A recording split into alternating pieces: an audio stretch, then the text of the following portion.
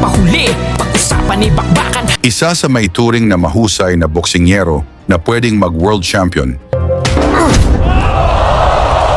Itong pambato ng PMI Boxing Promotion ng Bohol. Ito ang binansagang Filipino phenom na si Reggie Suganov. Dala ang 16 na panalo, 7 dito ay knockouts at isa lang ang talo. Isang WBO Global Light Flyweight Champion at rank number 2 sa WBO rankings at isang world title contender na talagang hinahangaan dahil sa kanyang husay at composure sa ring. Kung saan sa ngayon si Suganov ay naghanda para sa isa na namang world title shot para maging solido sa kanyang pwesto sa division. Ngayong Nobyembre 15, 2025 ay haharapin ni Suganov ang Tanzania na si Machanja Johanna. Dala ang 22 panalo, 15 dito ay knockouts at 6 ang talo at isang WBO Global Flyweight Champion.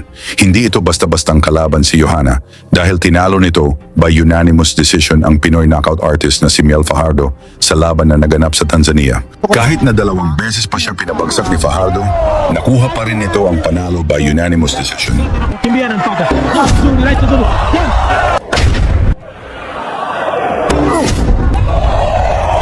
Upang lalo tayong maliwanagan kung gaano kabagsik si Suganov, panoorin natin kung paano niya nakuha ang WBO belt kontra sa kinatatakutang knockout artist na si Ronald Chacon. May 33 panalo, 22 dito ay knockouts at 3 lang ang talo sa laban na naganap sa Bohol. Sa pagbungad ng unang round, walang patumpik-tumpik, mainit agad ang palitan ng suntok. Puting trunks si Suganov, habang black-green naman ang suot ni Chacon.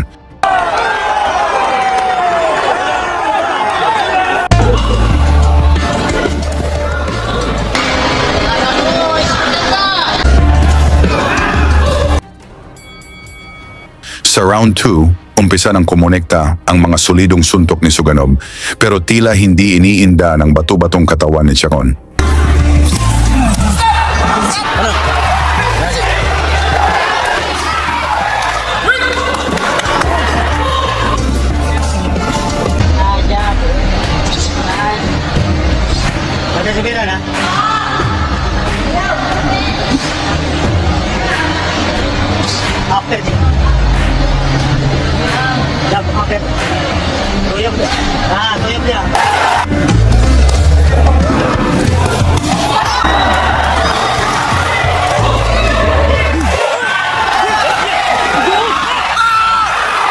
Isang solidong kanan ang naipatama ni Suganov. Bagsak si Chacon, ngunit nakatayo pa ito at lumaban.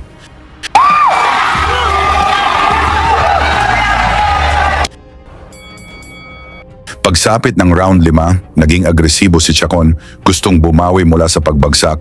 Iniisip niyang napapagod na ang Pinoy. Pero sinalubong siya ng sunod-sunod na straight punches mula kay Suganov.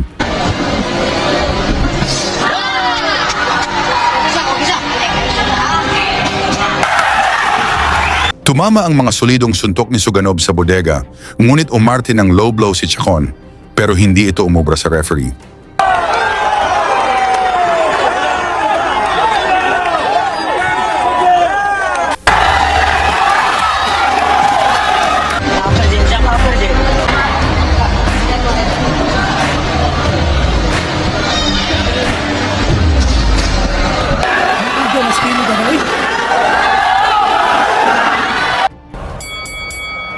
Dito sa ikasyam na round, dito na lumambot ang matigas na katawan ni Chacon kung saan tumakbo na ito upang maiwasan ang kombinasyon ng Pinoy.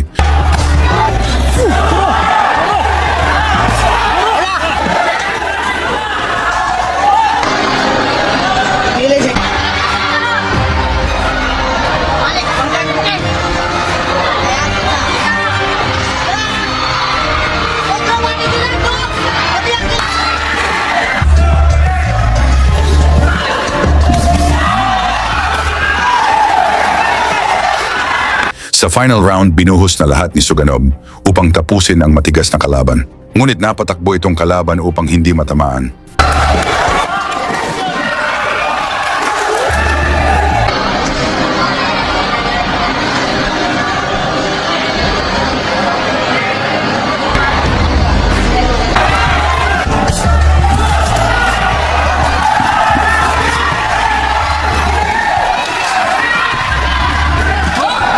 Matapos ang mainit na aksyon, nakuha ni Reggie Suganov ang unanimous decision victory at tuluyan niyang inangkin ang WBO Global Light Flyweight title.